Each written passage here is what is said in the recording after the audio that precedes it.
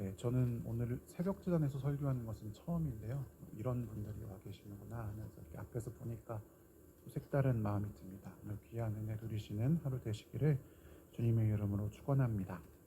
어제와 그제 이렇게 앞으로 쭉 역대하 앞의 내용에서 유다의 왕이었던 요시야는 일종의 종교 개혁을 하였죠. 바알과 아세라 신앙으로 오염된 유다와 예루살렘을 정결하게 하였습니다. 그런데 이 과정이 굉장히 오래 걸려서 18년이나 걸렸죠. 그리고 이제 예루살렘 성전을 정화하려고 하는데 거기에서 이제 율법책이 발견되고 무려 18년이나 종교개혁을 했는데도 이 율법책에 기록된 내용과 지금의 현실이 너무나 한참 동떨어져 있다라는 것을 안 요시야가 회개합니다. 그리고 하나님과의 언약을 다시금 새롭게 세우고자 하지요. 그래서 다시 한번 종교개혁을 시도하는데 그 시작이자 정점이 바로 오늘 역대하 35장에 나오는 유월절을 지키는 말씀입니다. 오늘 1절에 보면 요시야가 하나님 앞에서 언약을 세우는, 그러니까 마음을 다하고 목숨을 다하여 하나님을 순종하고 그 계명과 법도와 율례를 지키고자 하는 그 가장 핵심적인 행동, 가장 핵심적인 예식으로 유월절 절기를 새롭게 지키는 모습을 발견할 수 있습니다. 여러분, 유월절은 어떤 절기입니까? 바로 이스라엘 백성이 애굽에서 노예 생활을 하다가 풀려난 그 출애굽 사건을 기념하는 절기입니다. 좀 더 구체적으로 말하면 그 애굽에서 출애굽을 할 때 이제 애굽에 내린 하나님께서 내린 이 10가지 재앙 중에서 10번째 재앙, 그러니까 모든 첫째 아들을 죽이는 그 재앙으로부터 그 문설주에 흠 없는 양의 피를 바름으로써 이제 넘어가는, 어린 양의 피를 발라서 넘어간 것을 기억하는, 그게 바로 유월절입니다. 그래서 유월절 할 때 그 월자가 여러분 2월 상품할 때 그 월 넘어가는 것을 이제 뜻하는 그런 날이 되는 거죠. 이 유월절을 지킨다라는 것은 이스라엘 백성들에게 어떤 의미를 가지고 있을까요? 이 요시야 왕과 이스라엘 백성들은 출애굽으로부터는 수많은 시간이 지나서 지금 현재의 상황은 그들은 이미 왕국을 이룬 지 한참 되었고 또 이미 그 율법을 다 잊어버린 상황까지 되었지만 원래 우리가 애굽 땅에서 종살이 하던 사람, 지금은 나는 왕, 너희는 제사장, 누구는 제사장, 누구는 백성이지만 원래 다 똑같이 이집트에서 종살이 하던 사람들이었다. 그런데 하나님께서 모세를 통해서 그들을 끄집어내셔서, 우리의 조상들을 끄집어내셔서 시내산 아래에서 율법 언약을 맺은 하나님과 약속한 언약 백성임을 기억하는 거죠. 그와 동시에 그것이 그냥 된 것이 아니라 흠없는 어린 양의 희생을 통해서 우리가 이것들을 얻게 되었다라는 사실을 기억하게 하는 역할을 합니다. 그리고 그것은 무엇이냐? 우리 조상들에게 베푸신 하나님의 사랑의 증거로 자리합니다. 하나님이 이미 베풀어 주신, 우리 조상들에게 이미 베풀어 주신 과거의 기억을 끄집어냅니다. 그 은혜를 다시금 생각하게 하는 거죠. 그리해서 여전히 존재하는 그 하나님의 사랑 앞으로, 하나님과의 약속 앞으로 이스라엘 백성들을 다시 서도록 그렇게 인도하는 것이 유월절 절기를 지키는 목적입니다. 여러분, 우리도 마찬가지입니다. 우리 신앙생활에서 매일매일 하나님과의 언약을 다시 세우는 데 있어서 그 핵심은 무엇이냐? 바로 우리가 어디에서 출발하였는지, 우리의 근원이 어디인지를 기억하는 것입니다. 그리고 그곳으로부터 구원받은 방법이 무엇인지를 또한 기억하는 것입니다. 로마서 5장 8절에서 10절까지 보면 이렇게 기록되어 있습니다.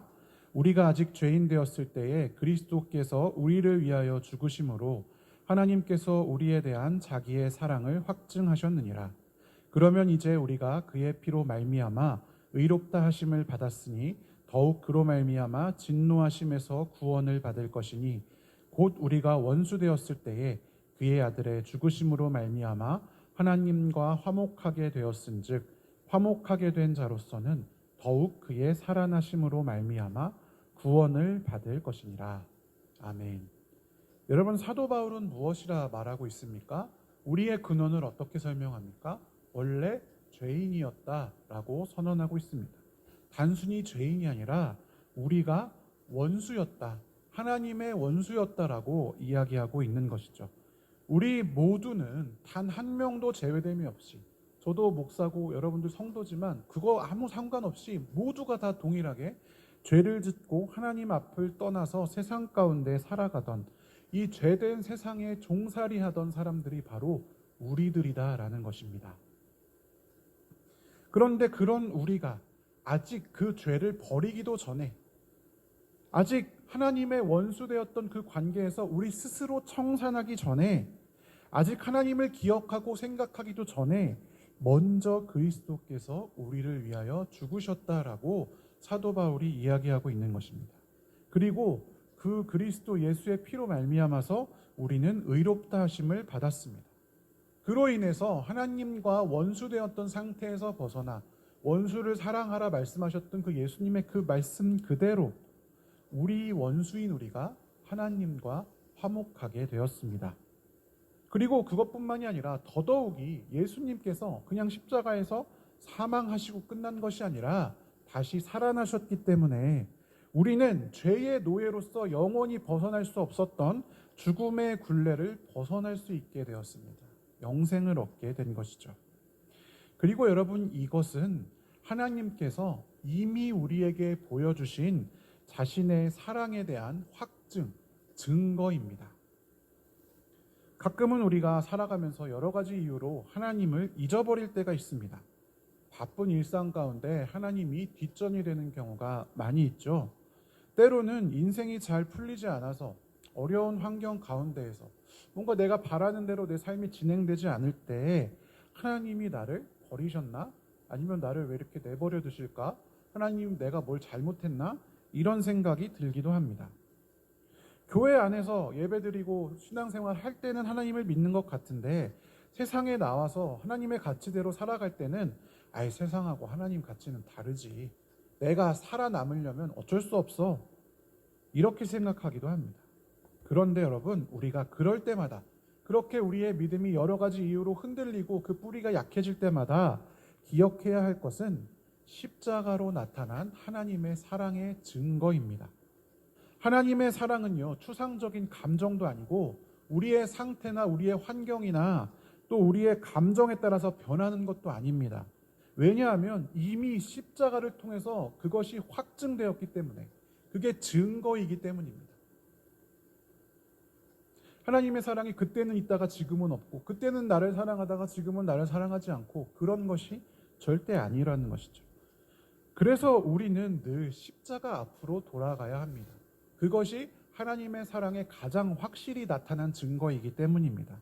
가장 흔들리지 않는 우리 삶에 나타난 하나님의 존재의 증거이자 그분의 사랑의 아주 분명한 증거가 바로 예수 그리스도의 십자가 사건입니다.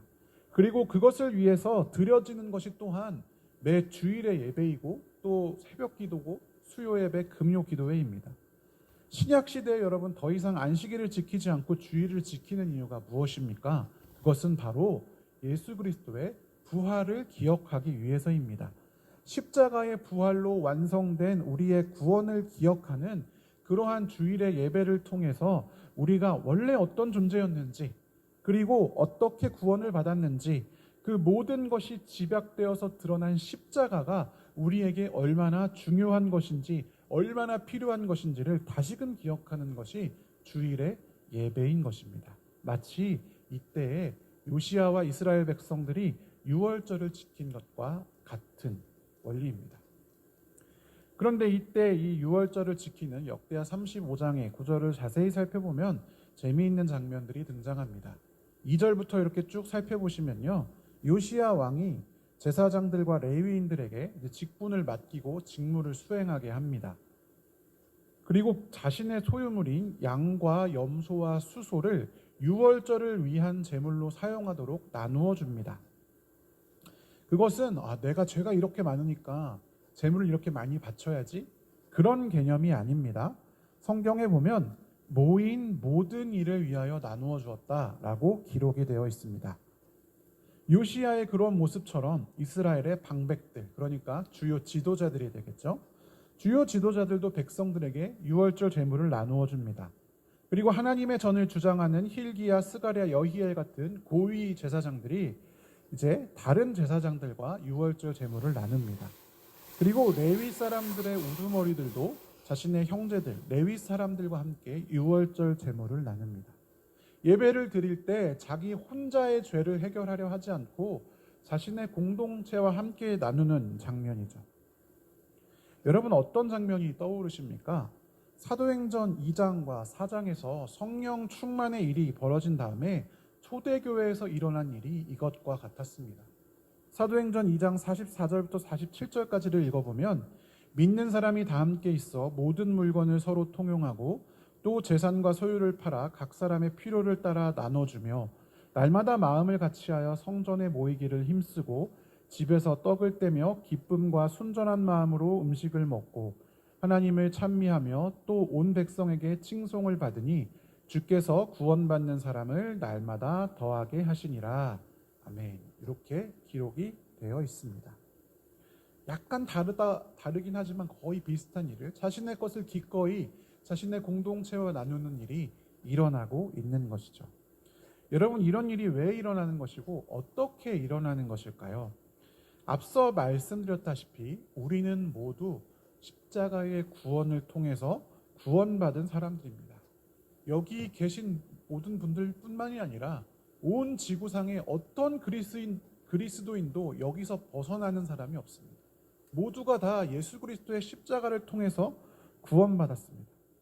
우리는요, 자꾸만 신앙생활을 나와 하나님과의 관계만으로 이렇게 치환하고 한정하려는 버릇이 있습니다만 사실은 그렇지가 않습니다. 하나님은 이스라엘 백성들을 언약의 백성으로 삼으셔서 세상을 구원하시기 위해서 애굽에서 그들을 꺼내셨습니다.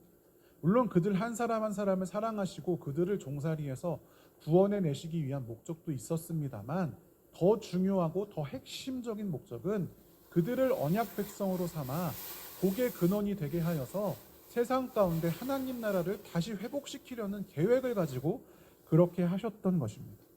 여러분, 우리도 마찬가지입니다.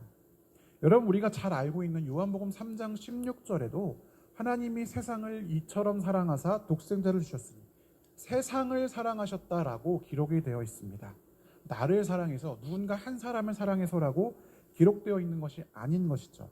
하나님께서 인간을 구원하시는 방법은 하나 되게 하여서 공동체로 만들어서 그들을 구원하시는 방법이었습니다.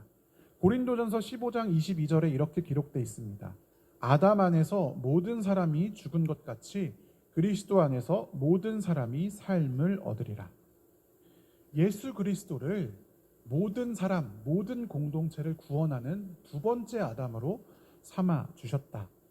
그래서 우리는 구원을 얻게 되었습니다. 하나님의 자녀라는 같은 정체성을 가지고, 즉 우리의 구원은 나와 하나님과의 관계를 포함하여서 구원받은 우리와 하나님 사이의 관계이다라는 것입니다. 저뿐만이 아니라 우리 모두는 동일한 하나님의 사랑을 받고 동일한 그 사랑의 증거인 예수의 십자가를 따라 동일하게 새 생명을 얻었고 한 형제가 되었습니다. 그리고 모두가 동일하게 결국엔 언젠가 우리 눈앞에 하나님 나라가 나타났을 때, 죽어서 나중에 깨어나든 아니면 살아있을 때 보든 언제 보든 간에 완성된 하나님 나라가 우리 눈앞에 나타났을 때 무조건 여기 계신 모두는 다 그 하나님 나라의 백성이 되는 거죠. 그래서 땅에서 매이지 말라고 이야기하고 있는 것 아니겠습니까? 이 사실을 알고 이 사실을 깨달았기 때문에 요시야 왕도 초대교회도 그저 자신의 신앙을 갱신하는 것에만 몰두하지 않고 그것이 신앙의 본질이 아니라 우리를 우리로 부르신 그 하나님의 은혜에 응답하기 위해서 공동체로 이어질 수 있도록 자신이 가진 범위 안에서 최대한의 헌신을 아끼지 않았던 것입니다. 나는 근데 가진 게 없어서 나눠줄 수가 없는데. 그런데 여러분, 여기 오늘 본문에도 보시면 단순히 재물뿐만이 아닙니다. 오늘 10절부터 살펴보면 각 사람들이 자신의 위치에서 유월절 절기를 잘 지키기 위해서 충실히 헌신하는 모습을 찾아볼 수 있습니다. 그 역할은 다양하죠. 제사장처럼 손에 피를 받아 직접 피를 이제 받아서 뿌리는 그 굉장히 제사에서 중요한 역할을 하는 제사장도 있고요. 그리고 성전에서 노래하는 사람들도 있습니다.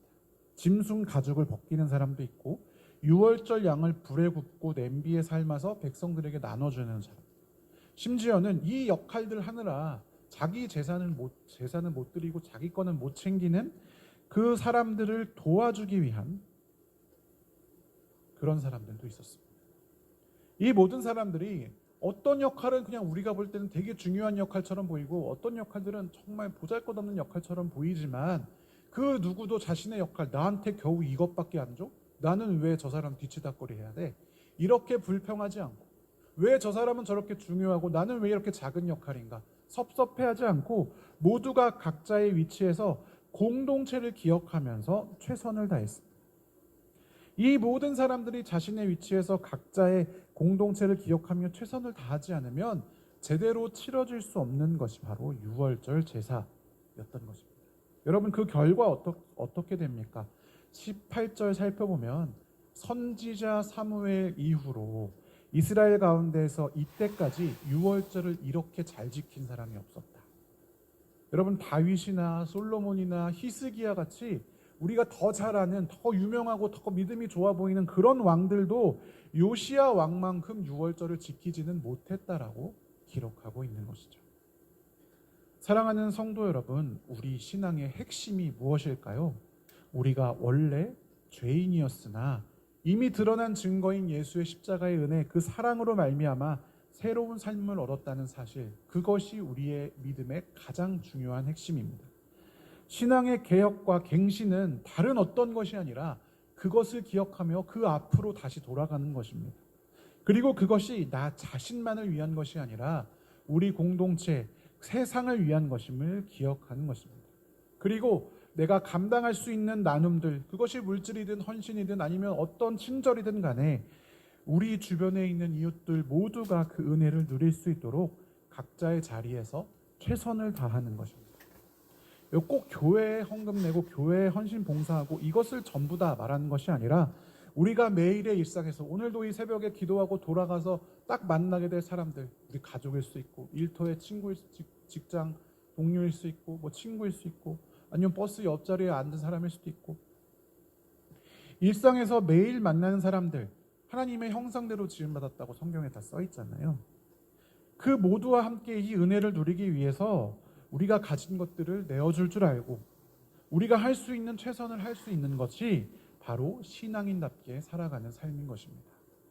예수님께서 우리에게 그렇게 하셨기 때문에, 원수인 우리도 그렇게 사랑하셨기 때문에 그래도 원수는 아닌 그 사람들과 조금이나마 사랑을 나눌 수 있는 것이, 사랑을 나눠야 하는 것이 우리에게 주어진 의무인 것이죠. 사랑하는 성도 여러분, 오늘도 우리의 삶 가운데 예수의 십자가 앞에 더 가까이 가는 겸손한 신앙인들로 세워지기를 주님의 이름으로 축원합니다. 늘 흔들리고 불안한 우리의 신앙, 자꾸만 내 상태나 환경이나 상황을 가지고 하나님을 재단하고 신앙을 판단하려 하는 우리의 어리석음 가운데 이미 하나님께서 우리에게 베푸신 가장 큰 사랑의 증거, 그 흔들리지 않는 사랑, 십자가를 붙드시기 바랍니다.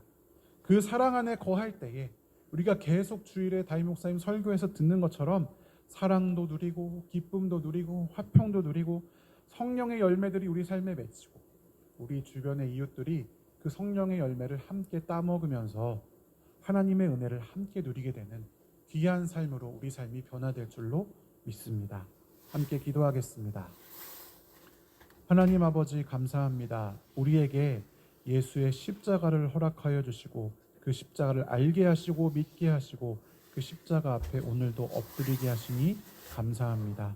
하나님, 이 사랑 나만 누리지 않고 이웃과 함께 누리는 우리가 되게 하여 주시옵소서. 예수님의 이름으로 기도합니다. 이 시간 함께 기도할 때에 말씀을 기억하면서 기도하겠습니다. 이미 베푸신 예수의 십자가의 은혜를 기억하며 다시금 감사하고 겸손히 엎드릴 수 있는 내가 될 수 있도록 기도하시고 그 사랑이 나만을 위한 것이 아니라 이웃과 함께 나누는 오늘 하루가 될 수 있도록 여러분 기도하시기 바랍니다. 그리고 교회를 위해서 또 오늘 드려질 수요 예배, 또 우리 교역자들을 위해서 기도해 주시고 또 교회가 계획하는 여러 일들과 미래 세대를 위해서 또 교회 안에 여러 환우들과 가족들을 위해서 기도해 주십시오. 그리고 우리 이웃을 위해서 여러 이유로 고통받는 우리의 이웃들, 또 우리 사회를 위해서 또 아직도 끊이지 않는 전쟁 가운데 고통받는 세상 가운데 있는 여러 사람들을 위해서, 그리고 그 가운데에서 세계 곳곳에서 하나님의 은혜와 사랑을 이웃과 나누기 위해 애쓰고 있는 선교사들을 위해서 기도하시고, 또 나와 우리 가족과 내 일터와 내 일상을 위해서 기도하시고, 또 여러분 각곡 나오신 기도 제목들 가지고 기도하신 후에 자유롭게 돌아가시기 바랍니다. 우리 한번 주여 한번 부르짖고 함께 기도하겠습니다. 주여